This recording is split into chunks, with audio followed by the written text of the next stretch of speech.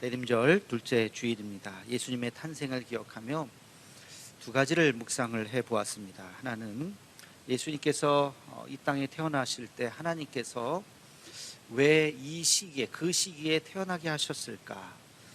하나님이 그의 아들을 보내실 때 그냥 갑자기 생각나서 그냥 오늘 내려가라, 그러진 않으셨을 거예요. 그죠? 생각을 아마 하셨을 거예요. 오늘일까 내일일까 올해일까 1년 후일까 10년 후일까 100년 후일까. 역사를 주관하시는 하나님이 왜 2000년 전 그날 하나님께서 예수님을 보내주셨을까? 왜 그 때가 의미가 있을까 하는 질문 하나하고, 또 하나는 그렇다면 방법이 있잖아요. 그냥 어떻게 어디서 어떻게 그냥 불쑥 튀어나온 것이 아니라 어떤 방법으로 등장을 시킬까? 예수님을 이 땅에 보내시는데 역사가 쭉 흘러가고 있단 말이죠. 바로 요때 보내셔야 되겠다. 그리고 이런 모습으로 보내셔야 되겠다. 아마 깊이 생각하셨을 거예요. 오늘은 하나님의 시간에 대해서, 그리고 다음 주는 하나님의 방법에 대해서 우리가 함께 성경 말씀을 좀 묵상해 보려고 합니다.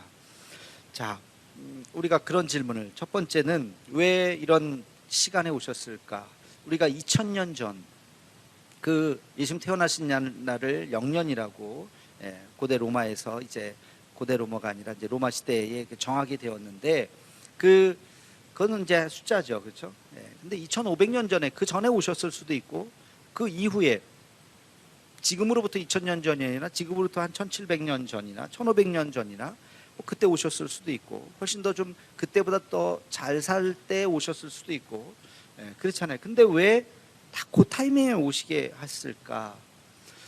유대인들도 그 생각을 했던 것 같아요. 그래서 유대 학자들이, 유대인들이 생각할 때 예수님이, 메시아 된 예수님이 오셨던 그 타이밍이 가장 적절한 타이밍이다라고 성경은 이렇게 기록합니다. 오늘 본문 말씀을 함께 같이 읽겠습니다. 마태복음 1장 17절 말씀입니다. 시작. 그런즉 모든 대수가 아브라함부터 다윗까지 14대요 다윗부터 바벨론으로 사로잡혀 갈 때까지 14대요 바벨론으로 사로잡혀 간 후부터 그리스도까지 14대더라. 아멘. 기가 막히게 14대 이렇게 딱 맞춰서 바로 그때 예수님이 태어났다는 거예요. 여러분, 성경을 많이 읽으신 분들 감으로 대답해 보시기 바랍니다. 구약에서 가장 뭐라 그래야 될까, 훌륭하다 그러면 좀 너무 그렇고, 가장 유명한, 구약하면 딱 떠오르는 빅3 세 사람을 대라면 누구를 댈까요? 첫 번째는, 그렇죠, 아브라함에는 뭐 이견이 없는 것 같아요. 아브라함. 두 번째는 모세. 일부 설교를 들으셨나요? 일부는 잘 못 맞히시던데 역시 2부 오시는 분들이 모세, 그래요. 세 번째는 다 어이구, 어떻게 다 일부 예배 들고 오셨나 보다. 안 들었어요? 빅3, 그렇죠? 거의 이견이 없습니다. 아브라함, 모세, 다윗. 근데 그 중에서 왕이 될 수 있는 왕족이라고 할 수 있는 것은 야곱의 12아들 중에 하나님께서 너 자식은 왕이 될 것이다 라고 특정을 하셨어요. 어느 지파예요? 유다 지파입니다. 유다 지파에서 홀이 떠나지 않을 것이다. 그런데 모세는 미안하지만 유다 지파가 아니에요. 모세의 지파는 뭐예요? 레위 지파입니다. 레위의 자손이에요. 그러다 보니까 레위는 좀 예외잖아요. 제사장 지파이기 때문에 레위가, 제사장이 왕이 될 수가 없습니다. 그래서 성경에 바로 그 대목을 우리보다도 너무너무 잘 아는 사람들이 유대인들이죠. 이 이야기를. 그래서 마태복음 1장 1절은 아브라함과 다윗의 자손 예수 그리스도의 계보라, 그렇게 딱 정리를 하고, 아브라함은 누구를 낳고가 쭉 나오는 거예요. 그거를 세어보니까 아브라함부터 다윗까지가 14대요 다윗부터 바벨론으로 나라를 빼앗겼을 때, 그때가 14대요 그때부터 14대째 뭔가 좀 역사가 일어나잖아요. 14대째 딱 그 타이밍에 누가 오셨다고요? 예수님이 오셨다라고 이제 족보를 쫙 이야기하고 예수님이 이야기를 시작하는 게 마태복음 이야기이죠. 근데 사실 우리에게 있어서 그 뭐 14대라고 하는 것이, 숫자를 풀이하는 사람들은 뭐 그걸 또 어떻게 저렇게 또 풀이를 하겠지만, 우리는 사실은 그렇게 크게 뭐 의미를 둘 필요는 없어요. 요한계시록에 너무 숫자에 막 의미를 두지 말아야 하는 것처럼 마찬가지예요. 그러나 중요한 것은 뭐냐면 그 시기에 예수님이 태어나셨던, 하나님이 결정하셨던 그 시기에, 그게 14대든 15대든 그거는 사실은 중요한 것이 아닌데, 그때에 예수님이 오셨던 이유가 있다는 거예요. 제가 이 이야기를 드리기 전에 한 가지 먼저 좀 말씀을 드리고 싶은 것은, 예수님께서 태어나신 날짜가 며칠이에요? 며칠 날 태어나셨어요? 12월 25일. 진짜 12월 25일 날 태어나셨을까요? 어유 잘하시네. 이단들이 그거 가지고 막 공격해요. 뭐 예수님 12월 25일 날 태어나지도 않았는데 기독교인들은 그걸 믿는다고. 누가 그걸 믿겠어요? 12월 25일 날 태어났는지 아는지 몰라요. 실제로 지금 러시아 정교회, 그리스 정교회, 우리의 형제교회라고 말할 수 있는, 예수님을 어쨌든 구주로 고백하고 있는 정교회에서는요, 성탄절을 1월 7일로 지켜요. 지금도. 그들의 성탄절은 1월 7일이에요. 우린 12월 25일이지만 이거는 서방 카톨릭 전통이라고 볼 수 있는 거죠. 동방교회, 서방교회가 1054년에 갈라졌잖아요. 그래서 동방교회는 지금도 1월 7일로 지킨다고요. 그러니까 겨울, 12월, 1월 겨울 어간에 태어나신 건 맞는 것 같은데 그날을 특정할 수가 없었어요. 그래서 로마가 기독교를 공인한 후에 하나의 정치 이데올로기로 이제 삼고 교황을 만들고, 이제 그러면서 그 탄생일, 기독교의 어떤 기념일을 하나 만들어야 되는데, 그게 바로 그 당시의 종교 기념일이었던 12월 25일, 그날을 선포했습니다. 이날 예수님 태어나신 날로 정한다. 누가? AD 350년 교황 율리오 1세가 그날을 정합니다. 그래서 그날부터 지금까지 12월 25일로 우리가 정하는 거고, 예수님께서 새벽에 태어나셨기 때문에 24일을 크리스마스 이브, 24일 밤부터, 자정부터, 해가 떨어질 때부터, 자정이 아니라 일몰부터 시작해서 25일 해 뜨기 전 그 때에 예수님 태어나신 걸로, 그래서 크리스마스 이브가 우리에겐 또 중요한 거죠. 그렇게 정했다고 하는 사실을 여러분, 우리는 알고 있어야 돼요. 이거 그냥 뭐 그날 진짜 태어났나 보다, 100년 전만 하더라도요, 자기 생일 모르는 분들이 수두룩이 했어요. 그죠? 자기가 언제 태어난지. 태어난 건 사실이에요. 365일 중에 하루는 태어났을 거잖아요. 근데 그 날짜를 누가 알려주지 않으면 모르는 거죠. 저도 뭐 그냥 주민등록상에 그 날짜로 되어 있으니까 이날 태어났나 보다 하지, 진짜 그날 내가 태어난지 내가 어떻게 알아요? 여러분도 마찬가지죠. 제가 있었던 교회에 저는 이 내용을 너무나도 잘 이해를 하게 되는 게 뭐냐면, 제가 예전에 있었던 교회, 그 100년도 더 된 교회였어요. 거기도. 근데 그 교회도 언더우드가 한강 이남에 내려와서 봄에, 따뜻한 봄에 예배를 드렸다라고 하는 전설만 있는 거예요. 그 날짜는 몰라요. 뭐 봄에 한강물 풀렸으니까 봄에 내려왔겠죠. 그래서 이제 남쪽에 내려와서, 그때만 하더라도 한강 이남은 완전히 깡촌이니까 거기서 교인들 몇 명 모아다 놓고 예배를 드렸다. 그게 그 교회의 시조다. 근데 날짜가 없어요. 날짜가.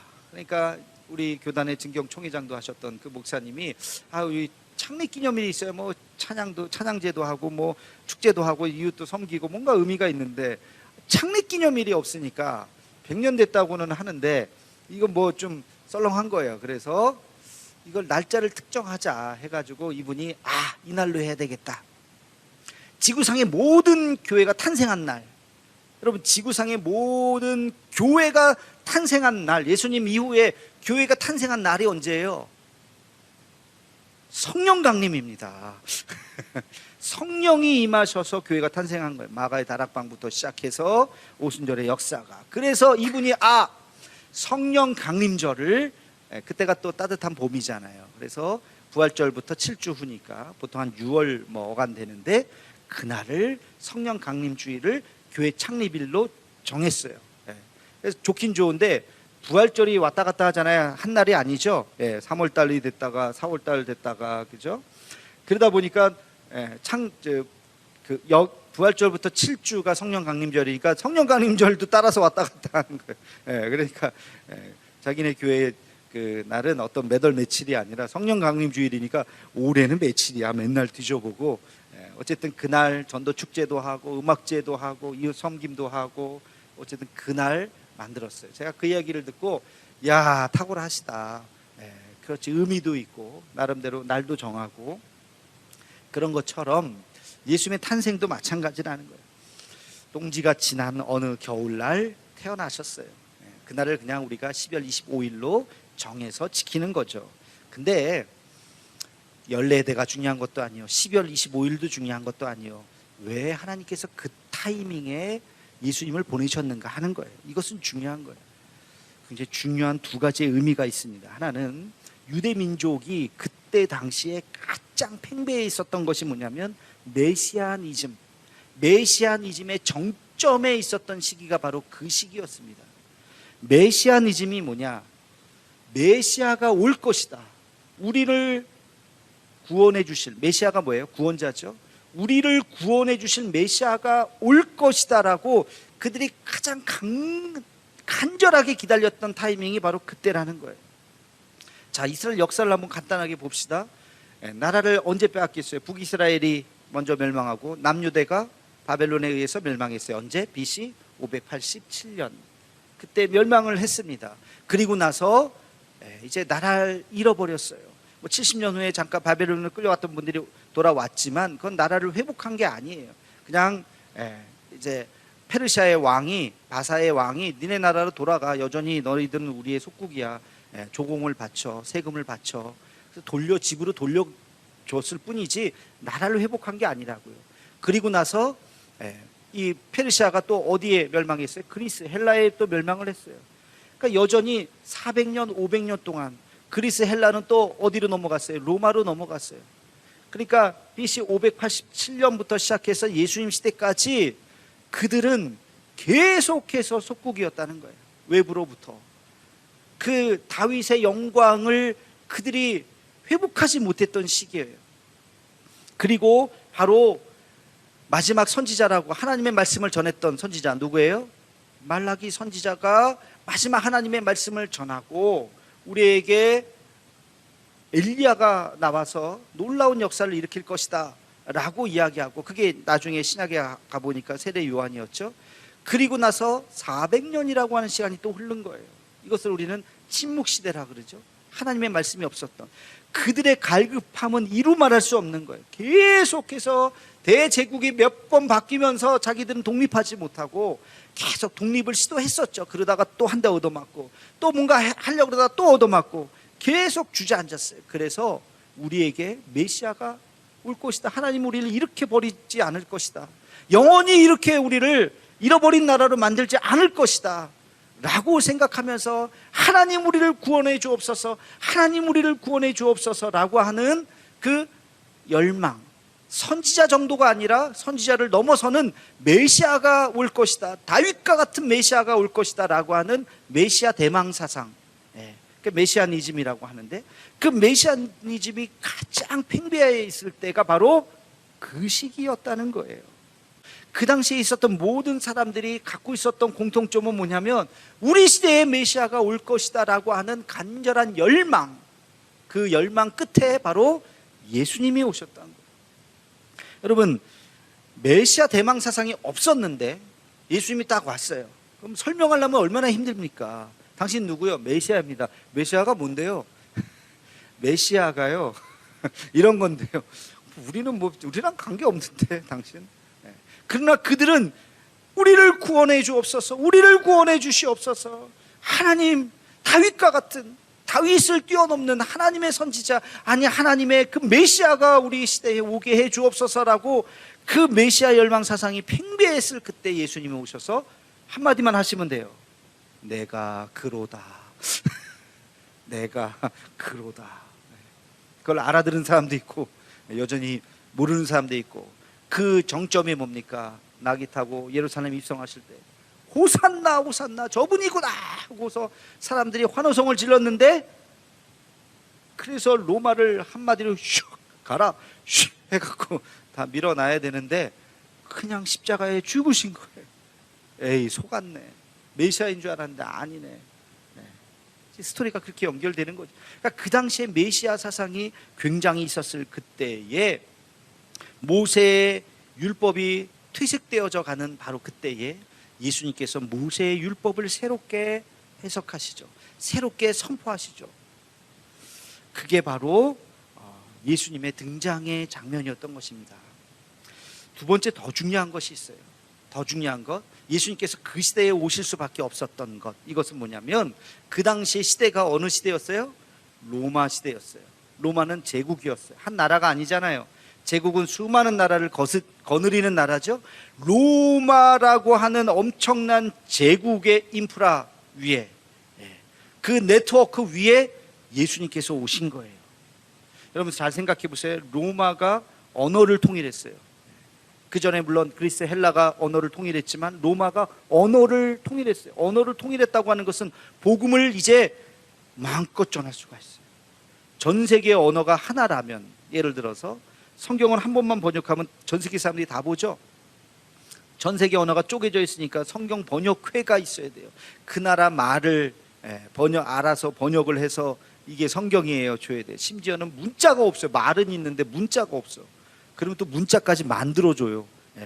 그래서 문자가 이게 사과예요, 이게 호랑이에요. 문자를 만들어 갖고 성경을 번역해서 주고, 이게 그 당시에 로마가 그렇게 하지 않았다면 이 복음이 한 부족, 두 부족, 세 부족을 넘어가는데 수백 년씩 걸렸을 거예요.